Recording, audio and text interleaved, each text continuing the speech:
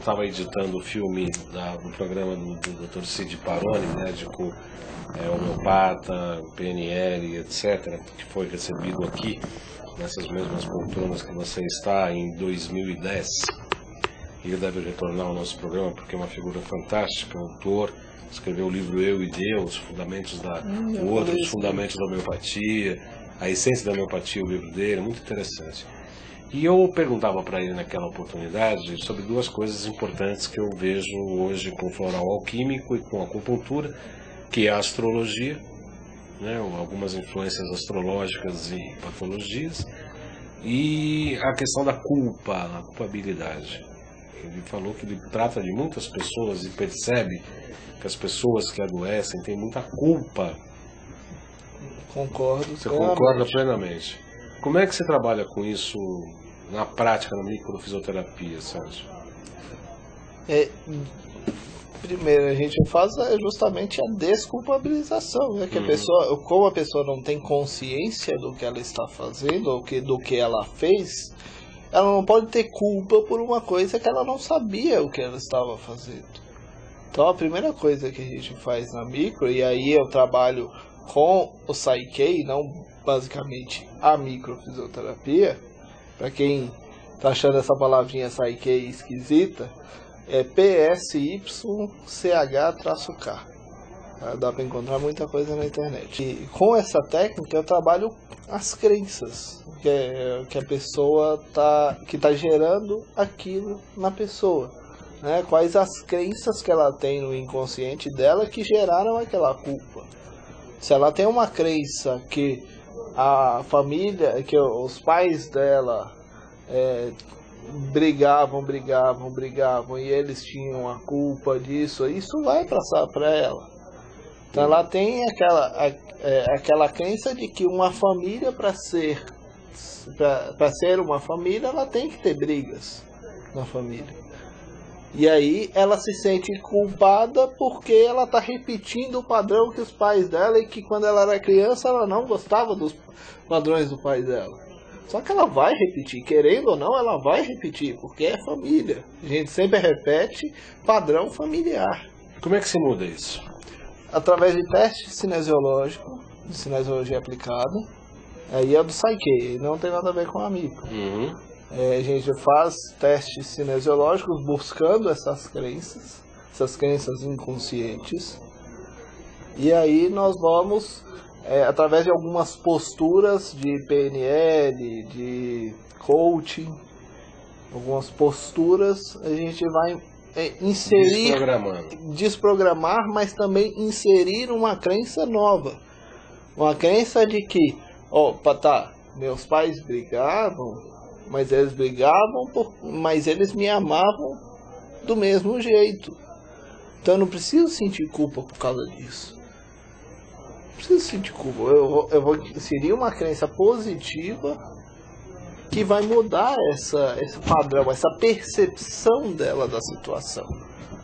Minha pergunta é o seguinte: em trabalho de crenças, quando você mexe com uma, você necessariamente tem que colocar outra no lugar? Porque não se pode criar um vácuo em se tratando de crenças, Sérgio?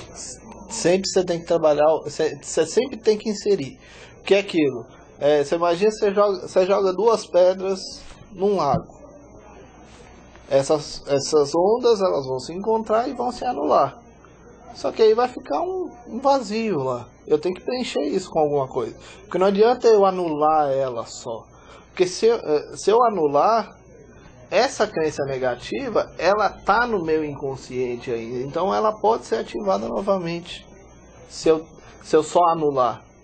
Porque essa daqui, essa da outra pedra que foi usada para anular, ela vai sumir. E essa daqui ela vai continuar, porque ela tá no meu inconsciente. Tá mais antiga, inclusive, tem mais força, mais energia, força, né? Agora, se eu anular e colocar uma positiva no mesmo local, enquanto essa aqui está sendo anulada, essa crença positiva ela fica e a negativa ela vai sendo dissolvida. A última pergunta, eu gostaria que você falasse sobre os processos de alergia, os processos alérgicos. Alergias estão muito ligados às situações de separações separações e perdas, mortes. Mortes? Separações, perdas, mortes. Mas pode ser separação de casamento? Sim, sim. Porque o que acontece? Toda vez que eu tenho contato com alguém, o meu cérebro identifica que eu estou tendo contato com aquela pessoa, em um local específico. Se eu tenho a separação, o meu cérebro identifica, opa, peraí, eu estou perdendo alguém, eu estou me separando de alguém. Então o que ele faz? Ele aumenta a circulação sanguínea naquele local e aumenta o disparo nervoso. Por isso que coça a alergia. Então, quando eu tenho um contato e separação, eu tenho alergia naquele local da separação. O local onde tinha mais contato com aquela pessoa. E aí eu tenho esse processo de alergia. Eu estou falando de alergia de pele. De pele. Ok? É um processo ligado à separação. Por exemplo, uma mulher que veio para mim, ela estava começando a ter muita alergia na cabeça e estava perdendo o cabelo. E aí, a gente fazendo a sessão da micro, encontrei uma data, se não me engano, foi 22 anos. Foi quando o pai dela morreu. E o pai dela, toda vez que encontrava dela, fazia cafuné na cabeça dela. Entendi. E aí, o corpo dela ficou assim, opa, peraí, o que mais me tem lembrança do meu pai é o cabelo, então eu vou perder o cabelo. Porque aí eu não tenho a separação. O corpo dela identifica isso, que é sobrevivência. É sobrevivência.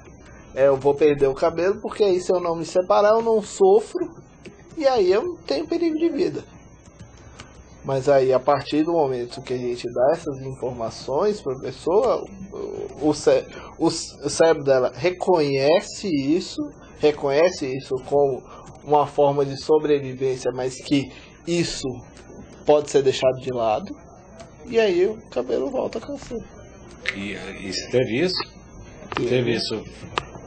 Constatado com foto, hein? Com fotos. É mesmo? E como é que foi a cura? Quer dizer, olhar para isso já começa o processo de cura. Olhar isso, a gente trabalha a memória física, né? Aquela memória celular na micro, mas também dá informações para ela de que foi isso, que o corpo está usando isso para sobreviver, que não é uma coisa ruim. Entendi. É sobrevivência. Mas aí a gente dá essas informações para que ela mude a percepção dela diante da morte. Falar, por exemplo, morte faz parte da nossa vida. Porque para o adolescente aparecer, a criança tem que morrer. Para o adulto aparecer, a adolescência tem que morrer. E nesse caso? E nesse caso, o pai foi para um lugar melhor. Ele morreu, morreu, ok, foi uma perda.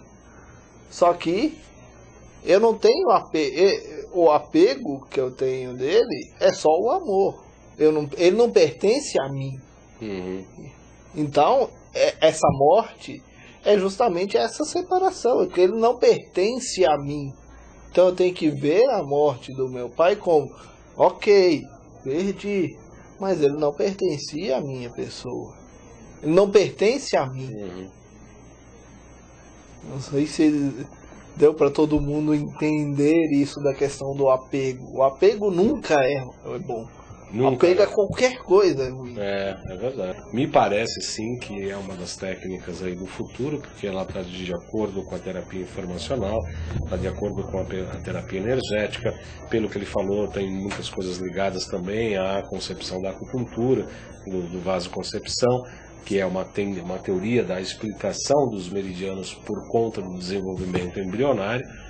Quero agradecer a você, desejar um feliz 2013, extensivo aí a todos os internautas, e com umas pautas bastante interessantes aqui no Saúde. Semana que vem o Dr. Evaldo Martins Leite vai vir aqui, vamos falar sobre acupuntura, sobre ato médico. Semana seguinte eu vou trazer a Paula Zopetto, eu acho, não tenho certeza em relação ao nome dela. É uma terapeuta floral, ela é veterinária, na verdade. Ela cansou de fazer cirurgia com os animais ela é contra a humanização dos animais, que hoje está fazendo até Festa de aniversário. Festa de aniversário. Festa de aniversário e casamento, né? Os animais nem transam porque estão tão perfumados que eles não cheiram, não conseguem mais identificar o feronômio, os hormônios, né? Quer dizer, para colocar nossas maluquices dentro dos animais, que eles não têm nada com isso, afinal de contas. E como a terapia floral, inclusive as patologias, né? Câncer, hipertensão, obesidade em animais, são miasmas, segundo ela explica, são nossos que são passados para os animais. Muito interessante.